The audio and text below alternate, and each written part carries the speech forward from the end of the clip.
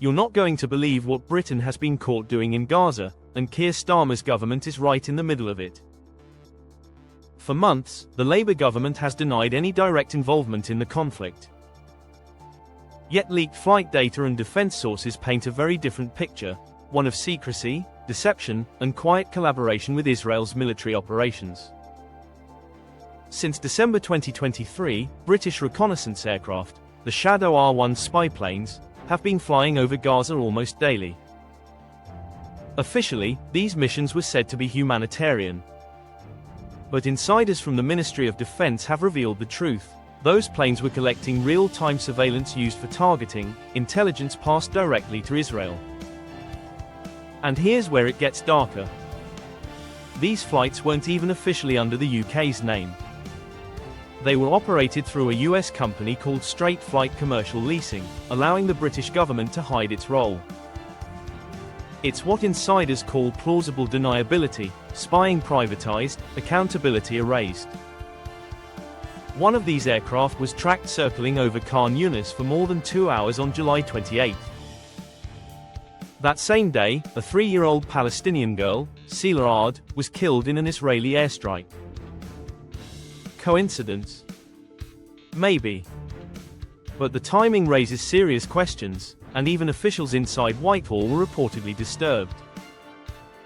According to one defense source, when the images of starving children appeared, we should have stopped the flights, not outsourced them to an American company. So why the secrecy? Simple: concealment.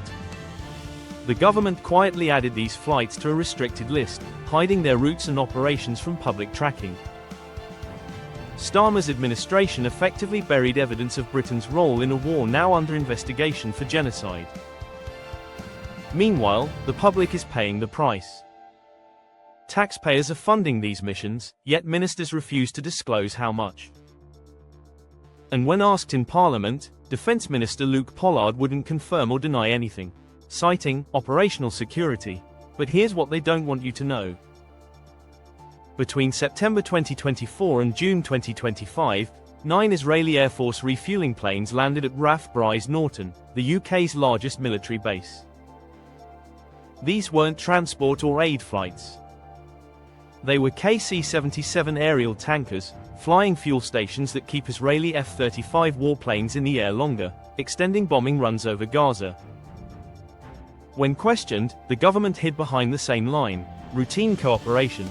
But there's nothing routine about supporting a bombardment that's killed tens of thousands of civilians. This secrecy marks a clear shift in policy.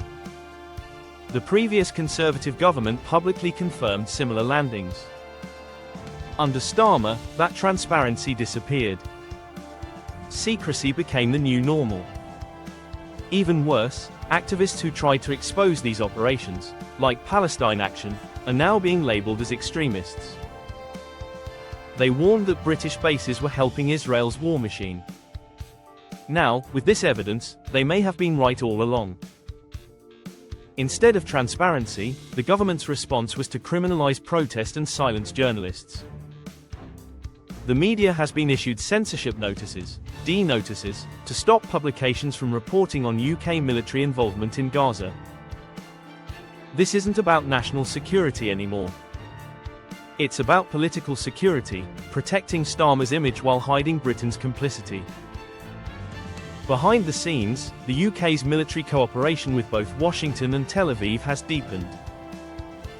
RAF bases in Britain and Cyprus are being used for operations tied to Israel's campaign.